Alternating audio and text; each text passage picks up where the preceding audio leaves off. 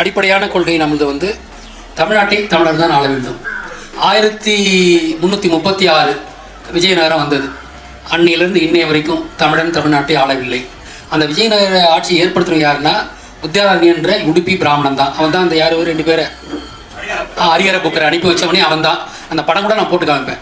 அவங்க இது பண்ணுற மாதிரி படம் போட்டு வச்சுருக்கான். அவங்க அனுப்பி வச்சு தான் இங்கே தமிழ்நாட்டை ஆட்டிக்கா. அன்னைக்கு நம்ம விட்டது இல்லை. இன்னை வரைக்கும் தமிழ்நாட்டை தமிழ் ஆளலை. வந்தேரிகள் தான் ஆண்டுகிட்டு இருக்கிறாங்க. நடுவில் வெள்ளைக்காரன் ஆண்டா. இன்னை வரைக்கும் நம்மளால கிட்ட போக முடியல. ஸோ இவ்வளோ பெரிய சதி ஏன்னா இதெல்லாம் அவங்க செய்கிறது இல்லையா, பிராமணன் செய்கிறது தான். இதை நம்ம முழுசாக புரிஞ்சுக்கிட்டோம்னா தான் நாம் இதுலேருந்து வெற்றி நாம் நாட்டை ஆளணுங்க. இப்போ இன்னொரு ஆளை விட்டுட்டோம்னா ரகசியமாக எவ்வளோ பண்ணலாங்க. நமக்கு தெரியுமா? அதெல்லாம் ராஜ ரகசியங்கள் நிறைய இருக்குது. அதெல்லாம் அவங்ககிட்ட விட்டு வச்சுருக்கோம். வந்தேரிகிட்ட ஒரு 10% அவன்கிட்ட விட்டு வச்சுருக்கோம். இந்த விழிப்புணர்ச்சியே இல்லாமல் இருக்கும். திராவிட முன்னேற்ற கட்சின்னு ஒன்று இருக்கவே கூடாதுங்க. அது இன்னும் தமிழ்நாட்டில் திராவிடம் சரிங்களா? இப்போ ஆந்திராக்காரன் தன்னை திராவிடன்னு சொல்லிக்கிறது இல்லை, கன்னடக்காரன் சொல்லிக்கிறது இல்லை, மலையாளி சொல்லிக்கிறது இல்லை. தமிழ் மட்டும் ஏன்னா எனக்குன்னு தனித்த அடையாளம் இருக்குது. நான் தான் உலகத்தின் மூத்த மொழி மூத்த குடி.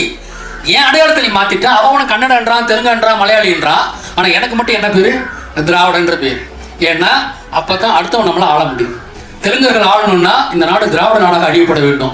தமிழ்நாடு அறியப்பட்டால் அவன் தமிழன் தான் ஆளணும். இது ஒரு நுண்ணு அரசியலுங்க. திராவிட நாடுன்னு பேர் வச்சதே ஒரு நுண்ணு அரசியல். இது வெங்காயம் செஞ்சது தான் இதெல்லாம்.